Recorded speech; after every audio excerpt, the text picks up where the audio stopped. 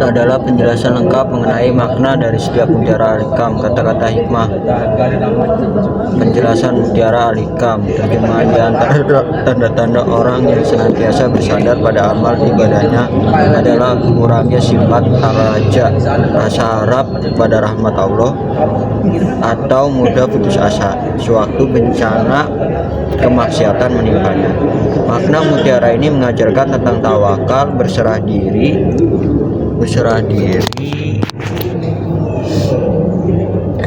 Nah, tentang berserah diri, seseorang menjadikan amal ibadah sebagai sandaran utama. Ihtimat al-amal akan merasa bahwa usahanya sendiri yang menentukan keselamatan. Akibatnya, ketika ia melakukan kesalahan atau dosa, jalal harapannya raja kepada Allah akan berkurang, bahkan ia bisa putus asa. Intinya adalah jangan dijadikan amal sebagai tujuan utama, melainkan jadikanlah sebagai sebab, sandarkan harapan hanya rahmat dan karunia Allah, bukan pada kesempurnaan amal kita.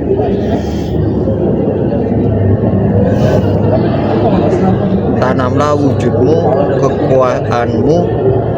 kekuatanmu dalam bumi. Ketidakterkenalan, kerahasiaan, kerendahan, karena sesuatu yang tumbuh dari apa yang tidak ditanam maka hasilnya tidak sempurna. Makna kalimat ini menekankan pentingnya keikhlasan dan kerahasiaan. Amal wujud di sini adalah ego, keinginan untuk tampil dan mencari pengakuan popularitas. Umul adalah kerahasiaan atau ketidakterkenalan, maksudnya kuburlah ego dan jangan mencari pujian, dan beramal. Amal yang dilakukan secara tersembunyi ditanam memiliki akar yang kuat sehingga hasil pahala dan keberkahan akan sempurna. Sebaliknya, amal yang dilakukan untuk mencari ketenaran tidak ditanam akan tidak sempurna atau layu karena dicemari oleh riya. Amin. Terjemahan. Bagaimana dapat dibayangkan bahwa Allah Subhanahu wa Ta'ala dapat dihijab, dibatasi tirai oleh suatu pahala, padahal Allah Subhanahu wa Ta'ala yang menciptakan dan mewujudkan segala sesuatu. Makna ini adalah penegasan tentang kemaha-dekatan dan kemahabesaran Allah. Tidak ada satupun makhluk yang menjadi tirai hijab yang menghalangi Allah, sebab segala sesuatu yang ada di alam semesta ini justru diciptakan dan ditampakkan ashara olehnya. Jika ada hijab, itu adalah hijab makhluk, yaitu ego, nafsu, dan kelalaian yang membuat manusia tidak menyaksikan atau menyadari kebesarannya. Allah selalu ada dan meliputi, hanya kita yang seringkali lalai. Terjemahan.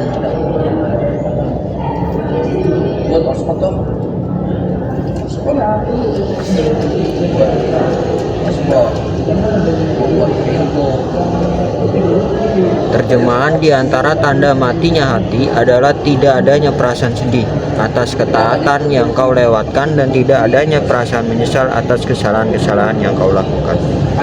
Makna mutiara ini merupakan kriteria untuk mengukur kesehatan spiritual hati. Hati yang hidup akan merasa rugi, sedih, hujun ketika melewatkan kesempatan berbuat kebaikan.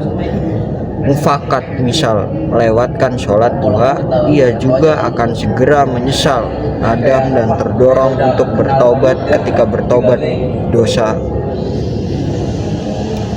Jika seorang tidak sedih ketika luput dari ibadah dan tidak menyesal ketika berbuat dosa, maka itu adalah tanda bahwa hatinya telah mengeras atau mati, kehilangan sensitivitas spiritualnya. Terjemahan. Tidak ada dosa kecil jika kau dihadapkan pada keadilannya, dan tidak ada dosa besar jika kau dihadapkan pada karunia-Nya. Makna kalimat ini mengajarkan tentang keseimbangan antara rasa takut, khauf, dan rasa harap kepada Allah, dihadapkan pada keadilannya at-aldu, dosa yang kita anggap kecil ia segera akan menjadi perkara besar. Ini mengingatkan kita untuk selalu takut dan waspada, sebab keadilan Allah sangat mutlak. Dihadapkan pada karunia-Nya, fadluhu, dosa yang kita anggap besar, lakabiroh, akan menjadi tidak berarti. Ini menanamkan rasa harap yang kuat bahwa meskipun dosa kita banyak, karunia ampunan dan kemurahan Allah jauh lebih luas, mampu menghapusnya. Sekian dari saya.